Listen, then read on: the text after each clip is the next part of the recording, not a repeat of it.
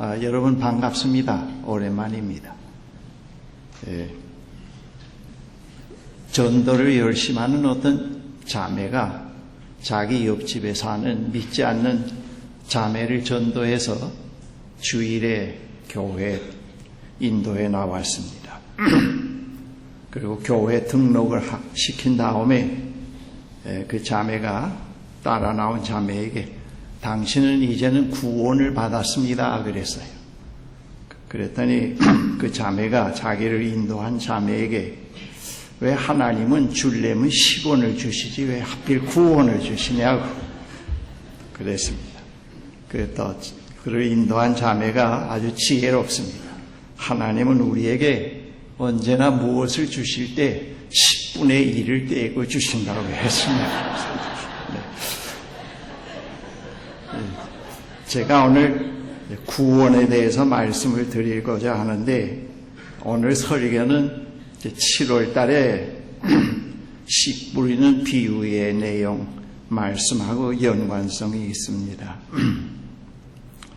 우리 모세골에서 요즘에 가을의 정취를 마음껏 즐기고 있습니다. 가을은 결실과 수확의 계절로 우리에게 기대와 성취감을 안겨줍니다. 가을에 이루어지는 각종 열매의 수확은 그 가을이라고 하는 한 계절에 다 이루어진 것은 아닙니다. 봄과 여름을 거쳐서 이루어지는 결과입니다.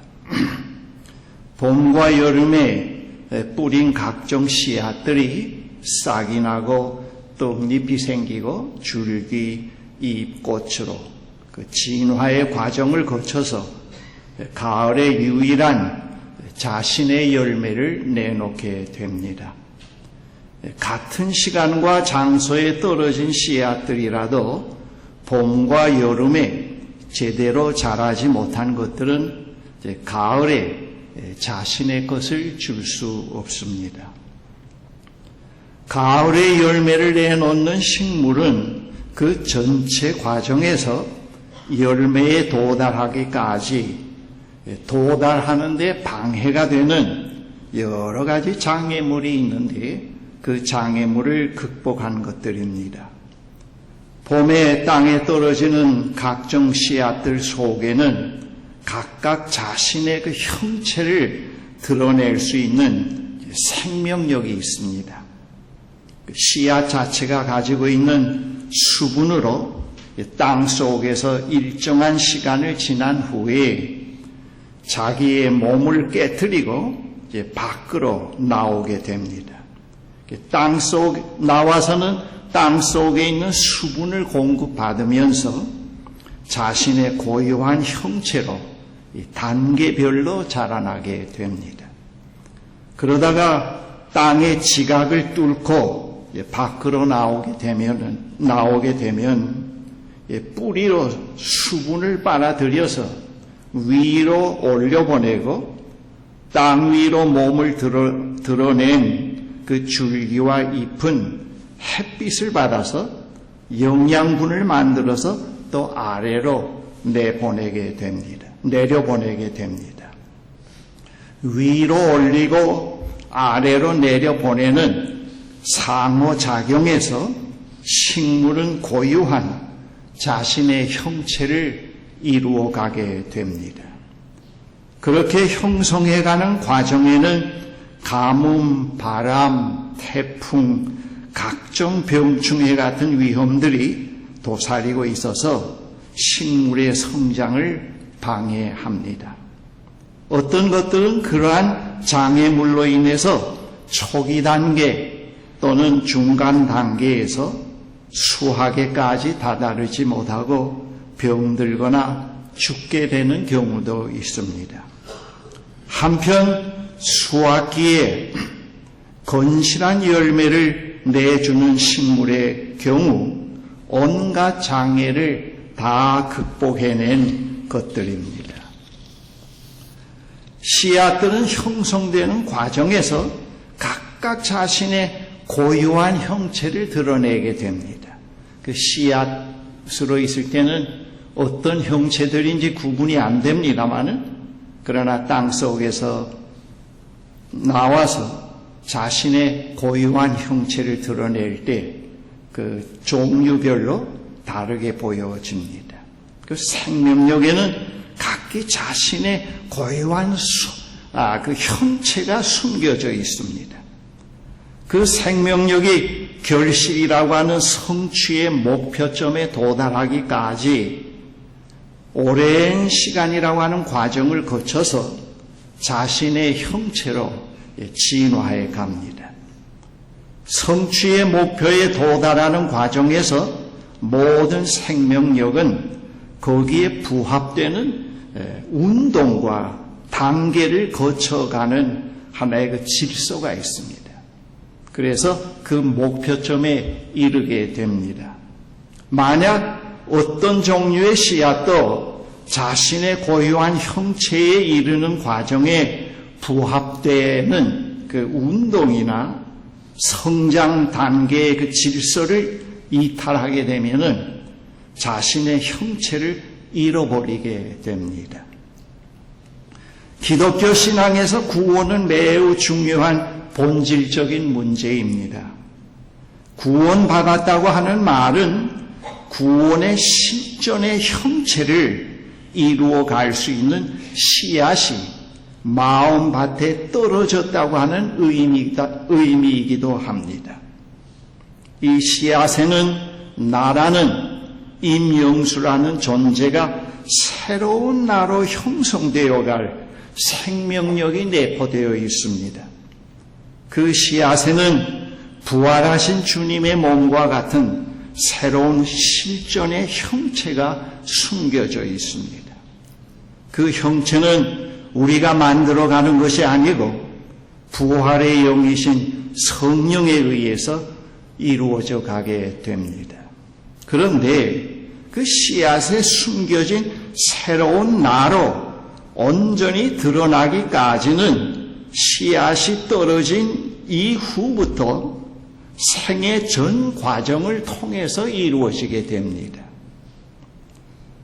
근래에 와서는 수명이 길어지므로 그 과정이 지난 날보다 길어져 가고 있다고 말씀드릴 수가 있겠습니다. 새 생명으로 형성되어가는 새로운 나의 실존의 형체는 생의 어느 한순간에 성취되지 않고 생의 과정에서 지속적인 영적 운동과 단계를 거쳐가면서 이루어져 가게 됩니다. 어느 한 순간의 체험이나 어떤 감동으로 다 되는 것은 아닙니다. 그 과정에는 목표에 도달하는데 실패하게 만드는 많은 장애물의 요소들이 숨어 있습니다. 그래서 그 목표에 도달하기 위해서는 거기에 부합되는 삶의 방식이 뒤따라야 합니다. 그렇지 않으면 실패합니다. 자신이 실패의 길을 걷고 있으면서도 그것을 깨닫지 못할 수가 있습니다. 실패란 부활의 영에 의해 형성되는 새 삶의 형체를 이루어가지 못하는 것을 의미합니다. 다시 말씀드리면은 구원받은 자의 삶을 상실하는 것을 의미합니다. 누구나 구원받은 자의 완전한 삶을 생애 한순간에 다 나타내 보일 수는 없습니다. 그러나 어느 단계에 도달했든지 그 단계에서 그만큼 형성된 미완성된 부분이라도 나타내 보일 수 있어야 하는 것입니다. 본문에 우리가 존경하고 사랑하는 사도께서 두렵고 떨림으로 구원을 이루어 가라고 하신 말씀은 우리의 선행을 구원에 더 첨가시키라고 하는 말씀은 아닙니다. 목적에 부합되는 삶의 과정이 있어야 한다고 하는 그런 말씀입니다. 여기에 구원을 이루어 가라고 하는 말에는 이미 떨어진 그 새 생명의 씨앗을 잘 배양시키라, 목적을 성취하라, 완성하라고 하는 뜻이 숨겨져 있습니다. 그리고 두렵고 떨림으로라고 하는 말에는 진지함을 가지라. 그리고 그리스도를 부인하고 하나님을 대적하는 어떠한 것들에 대해서도 두려워하고 소심하지 말라고 하는 뜻이 내포되어 있습니다. 그리스도인들 가운데는 구원받은 자로서의 형성되어감이 없이 살아가는 사람들이 있을 수가 있습니다. 사실 우리 그리스도인들에게는 그 구원받은 자로서의 그 형성되어가는 과정이 있다는 그 자체가 얼마나 우리에게 위로와 희망을 주는지요. 현재에 온전하지 못한 나 자신과 이웃을 받아들일 여유와 관용을 만들어 줍니다. 구원의 목적에 부합되지 않는 삶을 살아갈 때에는 소명이나 의미나 가치, 그러한 그 천국의 소중한 그런 것들을 상실하게 되고, 더욱 슬픈 일은 하나님과 사귐에서 이루어지는 그 나라의 현존 가운데서 경험되는 자유, 기쁨, 평강, 희망의 체험이 전무하게 됩니다. 이러한 체험들은 매우 제한적인 것들이지만은 하나님에 대한 신뢰를 더욱 곤고하게 해줄 뿐만 아니라 오고 있는 하나님 나라에 대한 간절한 갈급함과 희망을 더 갖게 만듭니다. 그러면서 세상적인 것에 대한 갈급에서 빠져나오게 만듭니다. 두렵고 떨리는 마음으로 자기의 구원을 이루어가기 위해서 거기에 부합되는 과정의 삶이 반드시 있어야 합니다. 그 과정에서 전 과정은 폐기되는 것이 아니라 새로운 깨달음에 흡수되어서 새로운 모습을 통합적으로 형성시키게 됩니다. 그러한 것을 영적 진화의 과정이라고도 말씀드릴 수가 있겠습니다. 영적 진화의 과정에서는 결과를 중요시하기보다는 과정을 중요시하게 됩니다. 구원 성취와 부합되는 과정의 삶은 율법주의나 도덕주의나 종교의식은 아닙니다. 이러한 것들과는 다른 삶의 방식입니다. 그러한 삶의 방식으로 제가 몇 가지를 오늘 제시하고자 합니다. 먼저 구원의 성취라는 목적에 부합되는 삶의 방식으로서 존재 추구의 삶이 있습니다. 이것은 비유로 말씀드리면은 시냇가에 심은 나무와 같은 것으로 비유할 수가 있겠습니다. 여러분, 그 시냇가에 심은 나무는 매우 보기에 좋고 절기에 따라서 열매를 맺습니다. 그 보기 좋은 모습은 저절로 되는 것이 아니며 겉으로는 드러나지 않는 운동에 의한 것입니다. 생명의 운동. 시냇가에 심겨진 나무는 뿌리로 땅에서 수분을 빨아들여 위로 올리고 밖으로 나타나 있는 나무 잎에서는 햇빛을 받아서 밑에서 올라온 수분을 새로운 영양소로 만들어서 밑으로 내려보냅니다. 올리고 내리는 그 비밀스러운 생명의 운동에서 나무는 보기 좋은 자신의 모습을 형성해 가게 됩니다. 그리고 모든 방해물을 갖다가 극복해 나가는 힘이, 저항력을 거기서 길러가게 됩니다. 존재 추구의 삶은 이 존재와 행위가 분리되지 않는 것을 말합니다. 존재 추구는 하나님과 사귐에서 하나님으로부터 생명을 공급받는 것이라고 하면은 행위는 그것을 가지고 사용하는 것입니다. 여러분, 우리가 행위 없이 어떻게 살겠습니까? 그런데 존재적인 그런 것 없이 행위에만 몰두하면 이게 문제가 되는 것이죠. 존재 추구는 거룩하신 하나님의 성품에 참여하는 것이면 행위는 실천하는 것입니다. 존재는 우리의 삶의 원인을 하나님에게 두는 것이라고 하면 행위는 외적으로 나타나는 결과입니다. 존재는 결과를 살지 않고 과정을 성실하게 살아갑니다. 존재를 추구해가는 데서 경건의 삶은 모양만 있지 않고 참된 능력을 갖게 됩니다. 존재 추구의 삶에서 중요한 것은 늘 하나님과 올바른 사귐입니다. 그것을 통해서 뿌리와 또 몸통 전체가 건실하게 이루어지게 되는 것입니다.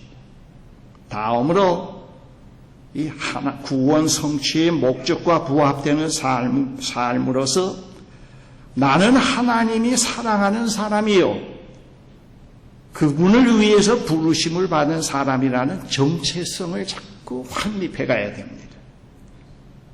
우리 그리스도인은 그리스도인으로서 이 세상에서 사는 날까지 그분의 사랑의 부르심에 응답해가는 소명의 끈을 놓지 않아야 되는데 그 소명의 항해를 하는 데는 풍랑도 있고 여러 가지 어려움도 있고 회의도 있고 절망도 있고 그렇습니다.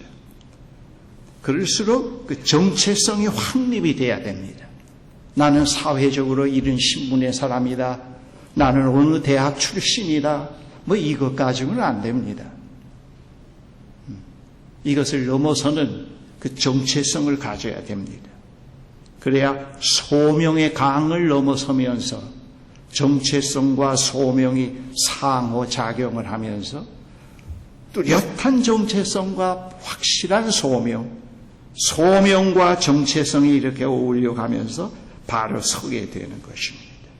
여러분이 바른 정체성과 거기에 따르는 그 소명의 강을 건너는 바른 삶을 통해서 우리 주위에 그래도 역사의 아름다움을 장식해가는 그런 분들을 우리가 볼 수가 있습니다. 자기의 명예와 욕심을 초월해서 자기의 인기를 초월해서 그 사랑하는 부르신 분의 부르심에 응답해 가려고 하는 그런 열망 속에서 온갖 오해와 어떤 방해물이 있더라도 그것을 그 소명의 강을 넘어서 갑니다. 그러면서 거기서 하나님의 위로와 하나님께서 주시는 새로운 희망을 다시 공급받으면서 계속해서 가면서 그의 생을 마치는 분들을 우리가 볼 수 있지 않습니까? 여러분들이 아카데미에서 우리 강 목사님을 통해서 기독교의 그 고전을 읽어갈 공부를 하면서도 거기에 나오는 그 훌륭한 그 신앙의 선배들은 바로 그 그 정체성과 소명이 상당히 조화 있게 확립되어 간 그런 삶입니다. 여러분, 그 여러분의 삶을 자세히 검토해 보면 공통점이 그겁니다. 명예심으로 그냥 막 봉사 가지수를 늙히거나 그 다음에는 항종직을 따기 위해서 뭐 그렇게 한다든가 그런 사람들 아닙니다. 그런 소명, 그런 정체성을 갖고는 자꾸 상처를 받고 하나님이 그 자리에 계시질 않습니다. 그렇게 해서 그런 그 정체성이 확립되지 않은 가운데서 뭐 장로, 목사, 집사, 권사한 사람들 그 자리에 끝나고 나면은 세속적인 사람을 뜸떠먹을 정도로 똑같잖아요. 전부 인간적인 동기를 가지고 접근해 가니까 말이죠. 그 자리는 사실 그 정체성을 확립해 가고 소명의 강을 넘어서면서 하나님께로 자꾸 다가갈 수 있는 그런 자리인데 그거는 전혀 없는 그런 상태가 될 수 있습니다. 그건 상당히 비참한 겁니다. 그렇게 되면 안 되겠죠. 그 다음에는 이 구원 성취와 부합되는 삶으로 이 다른 사람과 비교하지 말고 자기 자신으로 꾸준하게 살아가는 삶의 훈련을 해가야 됩니다. 자꾸 남을 모방하고 남에게 보이기 위해서 자꾸 제스처 쓰고 그거 아니고요. 하나님 앞에서 자기 자신으로서 살아가는 삶, 그런 것을 자꾸 살아가는 삶을 배워가야 합니다. 처음 출발은 나약하고 보잘것없고 상처 입은 진정한 나와의 대면을 통해서 거기서부터 그리스도와 함께 새로운 그리스도인의 삶이 출발하면서 상처가 치유되고 강건해지고 그분의 길들임 속에서 자꾸 부수물이 빠져버리면서 강건하게 되어갑니다.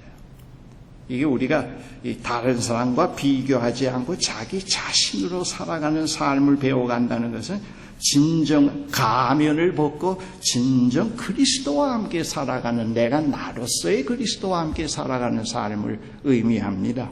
그리스도는 내가 나와라고 하는 자리에 있을 때 비로소 그분이 함께 하십니다.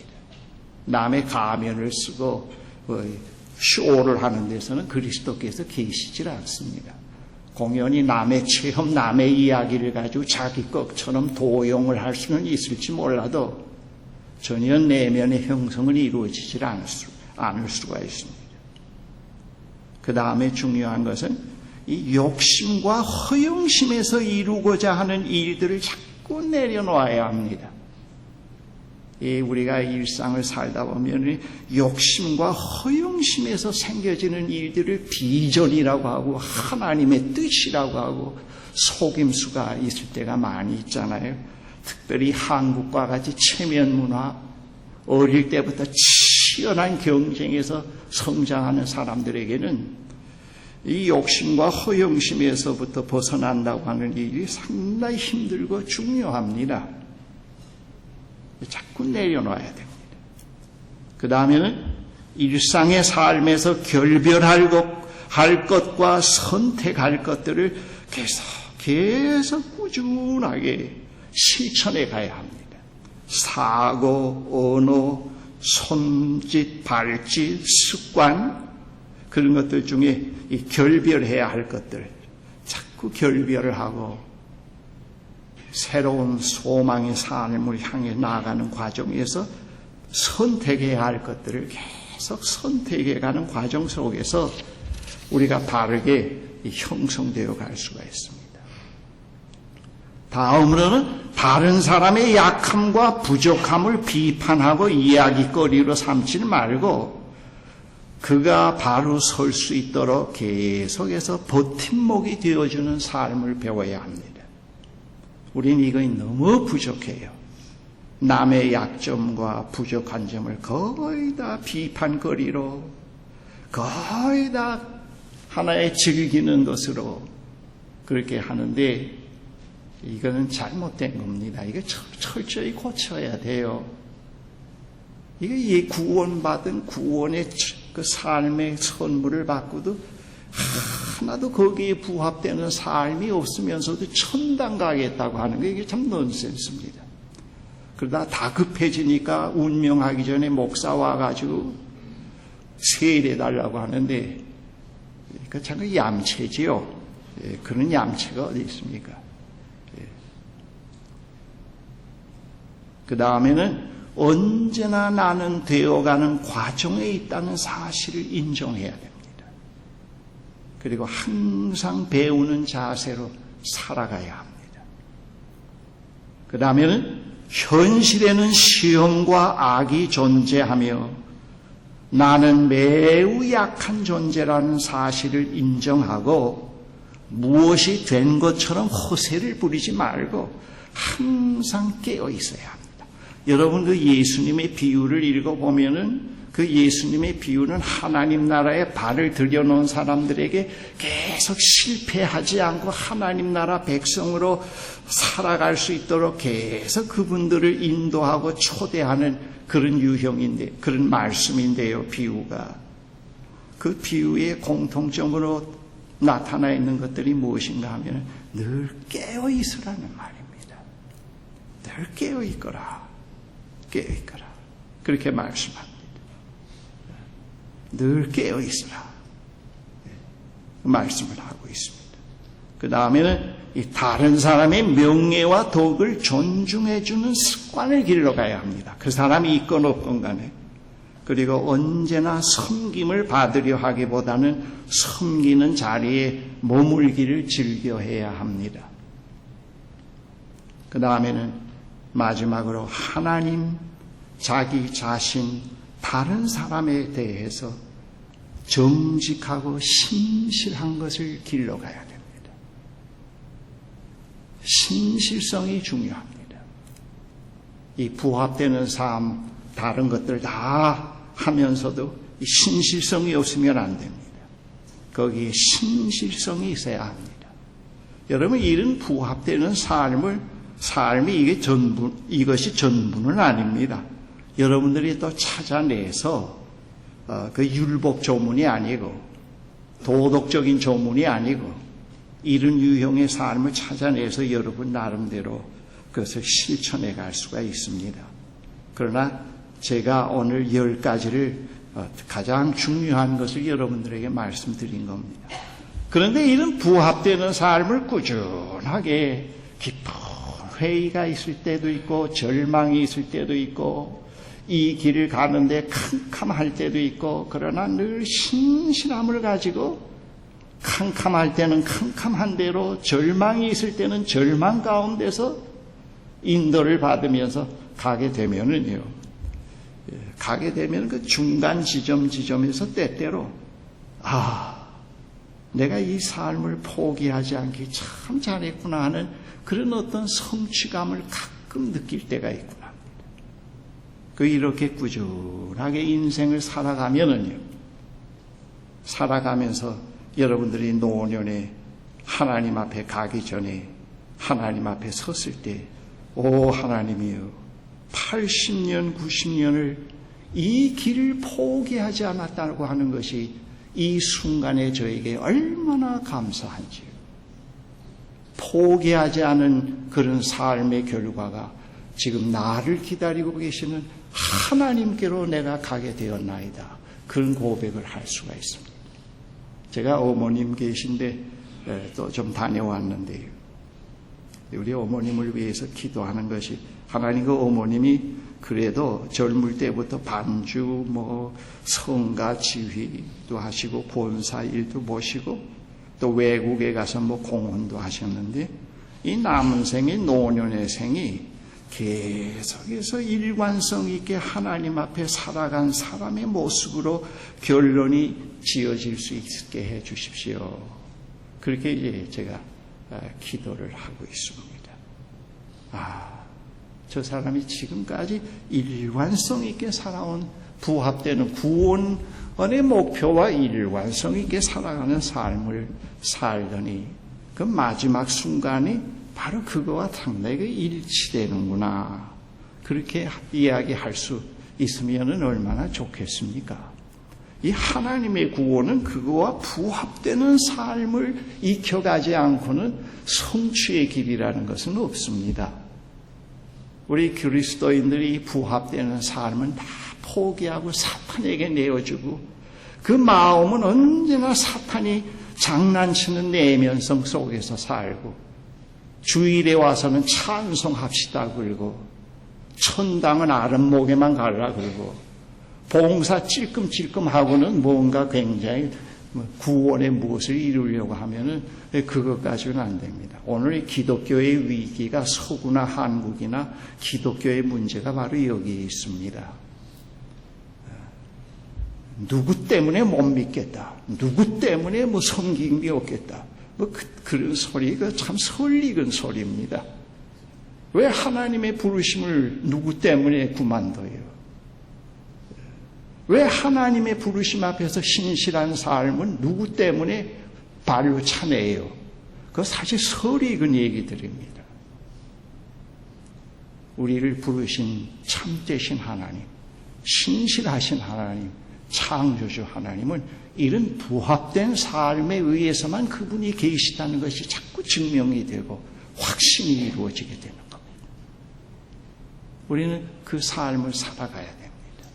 특히 젊은이들은 아직 인생의 여정이 많은데 95세, 7세 난 분들은 부합된 삶을 살려고 해도 이제 와서 그럴 수 있잖아요. 그러나 이 젊을 때부터 꾸준하게 그 길을 자꾸 익히고 터득하고 배우고 지금 그 영국에서 상당히 무신론 운동이 일어나요. 참 아이러니죠. 지성인들과 또 일반 사람들에 의해서 영국의 어느 미모의 여성이 자기 승용차에다가 하나님은 없다고 써붙이고 다니면서 돌아다니면서 무신론 운동을 펴고 있다고 하는 기사를 읽어본 적도 있습니다. 그런데요, 제가 이번에 카나다에서 상당히 중요한 책을 2권 샀습니다. 영어로 된 거. 그 미국 캠브리지 대학에 아주 신실하게 하나님을 믿는 그런 과학자인데 그 과학자가 창세기 1장에 나타나 있는 제7일의 창조를 그걸 과학적으로 깊이 고뇌하면서 증명을 해놓은 건데요. 그게 얼마나 참 좋은지요. 이 과학자가 이런 작은 책인데도 이런 거 하나를 얘기했다는 것. 이 신앙이라는 건 회의에 가득 차 있다는 것은 그 진실이 숨겨져 있는 것에 도달해야 될 디렉션으로 봐야 됩니다. 그런데 그 과학자는 정말 그 성서가 비과학적인가? 믿을 수 없는 건가? 깊은 고뇌 속에서 그 강과 높은 산을 넘어서 보니까 그 이면에, 과학 이면에 창조주 하나님과 계시다는 것을 새롭게 확인을 한 것입니다.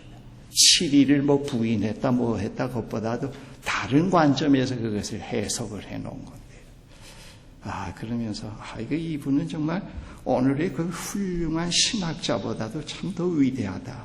오늘의 그 신학에서는 나와야 될 소재가 다 나와가지고 어떤 신학적 소재를 삼을 만한 것이 없습니다. 거의.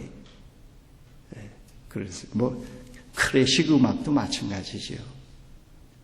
바로크 시대에 나올 소재는 그 시대에 다 나왔기 때문에 오늘날 그런 소재를 끌어낸다는 건 거의 힘듭니다. 이런 상황인데 바로 이제 그런 것을 보면서 내가 이걸 좀 더 깊이 숙독을 하고 소화해내서 언제 한번 내가 사람들 앞에 소화된 내용을 얘기할 수 있겠다. 이 목사에게는 항상 그 생명의 메시지가 있다고 하는데 희망이 생겨요. 복음의 본질을 얘기할 것이 있다고 하는데 자꾸 익사이팅한 것이 생기고 한 달 동안 미국에 카나다에 있었더니 영어가 조금씩 나오거든요. 그러나 거기서는 영어를 하나도 안 썼습니다. 제 영어를 누가 알아들어야지. 그렇단 말이에요. 여러분, 하나님은 죽은 하나님이 아닙니다. 죽은 하나님. 우린 거기에 따른 부합되는 삶을 자꾸 개발하면서 율법주의를 넘어서고 도덕주의를 넘어서고 종교적 형식을 넘어서는 그런 삶을 자꾸 배워가야 여러분 요즘에 얼마나 전 세계적으로 이 이슬람이 지금 설칩니까? 극단주의 이슬람에서 성전을 배워온 사람들이 불란서 사람, 독일 사람들이 거기 그룹에 있다가 자기 자국 애들 들어가가지고 스페인 같은 나라에서도 긴장을 합니다. 그런데 우리는 이게 참되면 아니란 것 같아요. 정말 이게 거기에 부합되는 삶을 지속적으로 배워가면서 바른 정체성과 소명을 가지고 우리가 살아갈 수 있는 그리스도인들을 오늘 하나님이 부르고 계신다는 것을 우리 다 같이 명심해야 합니다. 기도하십시다. 전능하신 하나님 아버지, 정말 감사합니다. 우리에게 구원을 주시고 그 구원을 향해서 나아갈 수 있는 값진 삶을 그리스도를 통해서 보여주시고 말씀으로 늘 들려주시고 성령의 감동과 인도하심과 깨우침 가운데서 그 삶으로 자꾸 나아갈 수 있도록 저희들을 인도해 주시는 하나님 감사합니다. 우리는 구원받았다는 구원의 확신은 많이 강조합니다마는 그러나 거기에 부합되는 삶이 전혀 없이 살아갈 수 있는 매우 무모한 사람들이 될 수가 있습니다. 우리가 그렇게 살지 않게 해주십시오. 오늘 이 시대에 하나님의 부르심을 받은 아들, 딸로 살아가는 일이 그렇게 쉽지 않습니다. 여기에 생을 걸고 부합되는 삶을 살아갈 수 있는 저희들이 되도록 축복해 주시옵소서. 예수 그리스도의 이름으로 기도합니다. 아멘.